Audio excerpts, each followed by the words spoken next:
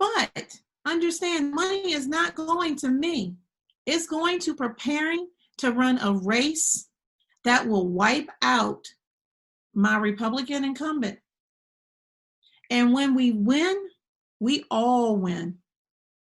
Because I can tell you, the Marys, the Johns, the Sues, the Rebeccas, the Angels, the Tabithas, you name it in this district, when I'm in the store, they come up to me. It's amazing how many people know my eyes with my mask on. It's really amazing. They come up and they cry because they're like, well, who's going to represent us now? I'm running for all of us because, oh, by the way, I'm running for U.S. Congress.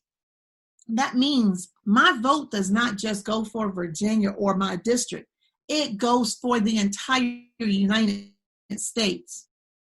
And as a Black woman, I'm going to tell you, if you're not supporting your Black female candidates who are worthy, intelligent, brave enough to take this on, you're letting yourself down because you're not representing yourself. I mean, we still have that cliche, and y'all know what I'm talking about, that says, oh no, I can't support a Black person. You know, they don't have that education like that white guy down the street. We have more. Black women are the most educated beings in this country. And people need to start recognizing. CEO of Sam's Club, Black woman. Recognize. So all those times people go, don't shop at Walmart. Remember who's running Walmart? A Black woman. CEO of, is it PepsiCo now? Black woman. Higher Heights, Black women. By the way, donate to Higher Heights so they can donate to more Black women and get Black women in seats. Because again, to get the seat at the table, you have to have a woman there. Because we not only can, what was that commercial? I can fry up the bacon. I can put it in a pan. Never let you forget you're a man. That one? Yes. We do it all. But it's time we represent. And we have to represent from within our own community and stop counting on other communities to help us get the seat at the table. I'm just saying. Don't give your money away to where it's not appreciated. Give it to where it's appreciated. Absolutely. And I got an and. Watch. If you are a member of the NAACP, and you're not on a committee, get on one. If you're not a member of the ACLU, join and participate. If you're not a member of your church's committees, you're just going to church to be there. You're not participating. We have to stop just being in the room and start being about the room, building the room, and going out in the community and making sure people understand who we are. That's how I got in this position, because someone told me one day, it's a shame that Black people just don't care. When I heard those words come from a person who I respected, my whole thought process changed. My whole thought process changed. I care. I care a little bit too much at times, running for the third time, but I care. And that's where we all as a community have to step up. Period. Wow, I tell you. I love it. I'm going to so look forward to your race. Just dynamic. And my final question, Vangie, is how or what inspired you to get involved politically? Well, my congressman, I had written a letter, got a form letter back that was clearly Xeroxed. So I made an appointment. I tried to make an appointment. I kept getting pushed down the line. So I went to Capitol Hill, and I was told, literally, if you look at my video, the congressman's busy. So I came down here to Tappahannock.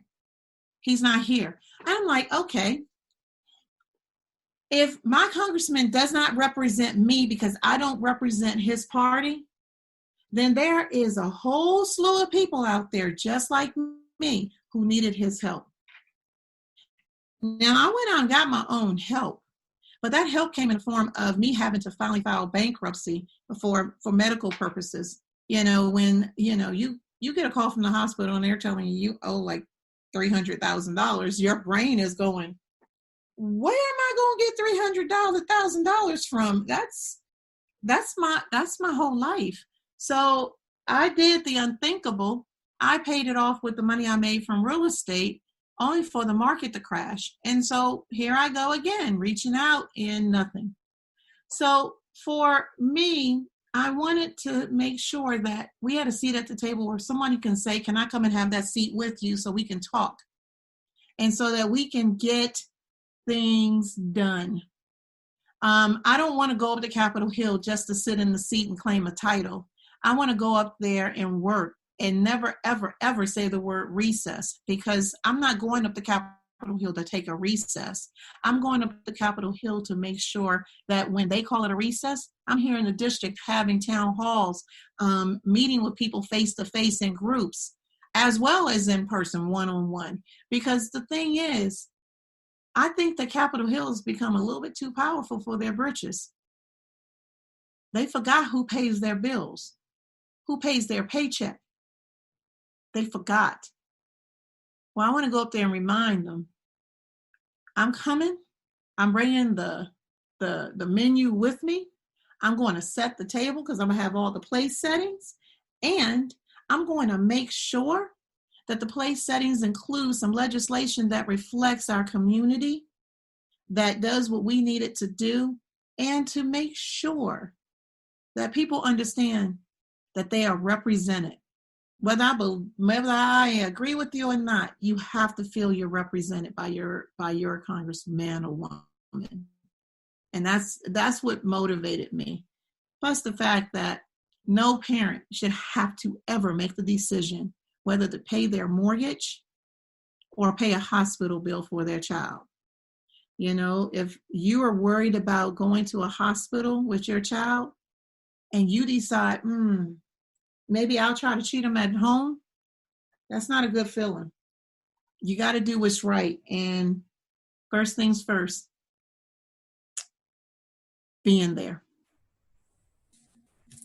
Wow, great stuff here. So I'm going to say my final question here is, and maybe it's a comment.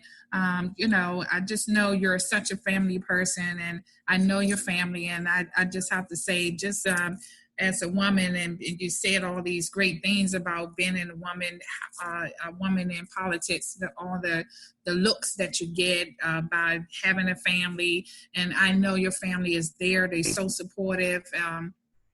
And it's just great that it allows you to have that passion to say, I'm going to do this. I'm going to do it again, and I'm going to do it again. And now you got the passion to still do it again, because that family support is so important. So with that being said, I'm just going to say, enjoy, spend the time now as well with the family. I know they are looking forward to having mommy and having wifey, and you have 6 beautiful girls. You have such a supporting husband.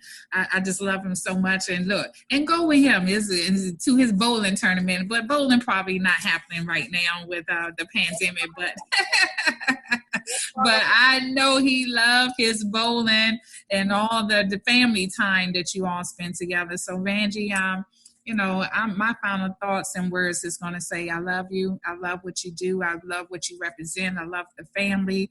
And, take some time. What is the downtime right now for the family? Well, because of COVID-19 and the spike, I have reinstituted lockdown in my house. My daughters, the ones who work, go to work, come home, take a shower immediately, wear their mask, really faithful. As far as Glenn and bowling, we just bowled Thursday, and I was still kind of amazed how many people did not have their mask on. And I was like, not cool. So for us, Glenn's still on the PBA tour, but he has not bowled except for the first time this week in like 4 months. So it's been different. For me, gardening, and I don't know if you saw my garden on Facebook, but I'm out there growing my squash and my cucumbers that are this big. I have giant cucumbers and tomatoes. So I'm out there doing the country girl thing. But I'm spending time with my family. We got a puppy that we're trying to train. She's training us more than us training her. But it's about family right now. Someone asked me, how do I feel? Well, I always say God works in mysterious ways, and God does things that he feels are necessary. And, it is what it is. In fact, there's a quote that says, you may have to fight the battle.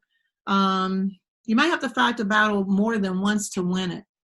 And when you read something like that, you say to yourself, well, what does that mean? And how can that be a motive? Well, my motto is I don't lose, I learn.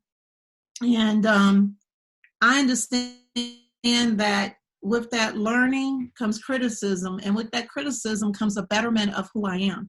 So I'm taking this time to reorganize who I am inside, work my job, which is a very tough job right now, and just focus on family, letting them know that the dysfunction that we became a dysfunctional family because of politics.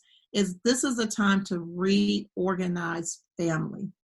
And if most people don't understand, when you run for Congress, a great example is between January and November of 2018, we did 4,000 events. I would see my daughters on average, maybe 10 minutes a night. Not a day, a night, because it will be nighttime when I saw them. And you miss out on quality things. So this is my time back with my daughters. This is the critical age. I have a senior this year. Woo, we graduated all by ourselves, kind of a thing. So it's about family. It's about family. So, Vangie, how can people connect with you? How can they support you? Those of us who do not live in Virginia and can't actually vote, how can we support you? Very important. Zoom fundraisers. Call me, or actually just send me an email, Vangie@VangieForCongress.com, and go to the website, VangieForCongress.com, and donate, volunteer, fundraise for me. Because as a Black woman, it is really important for people to understand there was no backing from the Democratic Party for this race. There was no corporate funds taken. No corporate PAC money was taken from this campaign. In fact, we had one company send us $3. We sent it back because I want to be beholden to the people across the country. Being that I'm running for U.S. Congress means that the money that I get goes back to the people who gave it.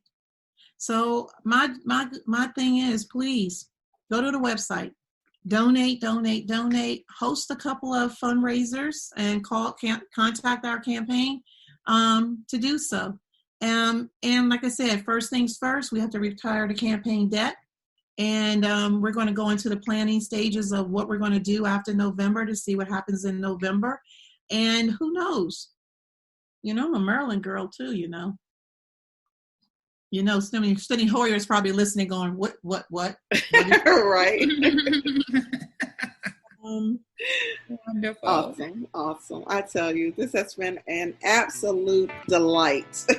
Yes, absolutely. So thank you so much for being our guest today, guys. We have been really fascinated with Miss Vangie Williams. I'm so excited and just wish you all the success.